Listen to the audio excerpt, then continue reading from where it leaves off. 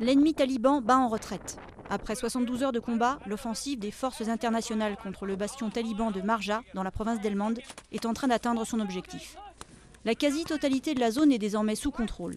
Américains et Britanniques ont laissé la primeur de l'annonce de ce succès de l'opération Mushtarak au haut commandement afghan dans la région.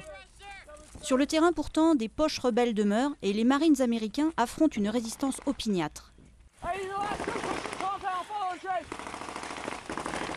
Pour les troupes déployées sur le terrain, la menace des tireurs embusqués et des engins explosifs artisanaux demeure. Il faut tenir et consolider les positions dans cette région du sud de l'Afghanistan, véritable grenier à pavots, d'où les talibans tirent une part importante de leurs ressources grâce au trafic d'opium. Patrouille conjointe des Occidentaux avec les forces afghanes, mais aussi rencontres avec les anciens dans les villages, sont censés préparer la seconde phase de l'opération, la pleine restauration sur la zone de l'autorité du pouvoir central de Kaboul. Comme ici, à Garbein-Oreille, où le commandant britannique Richard Gregory a organisé une choura, une assemblée traditionnelle, avec les autorités locales.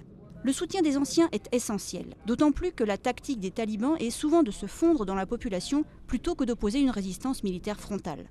Pour les soldats afghans, hisser le drapeau national sur la base militaire a valeur de symbole.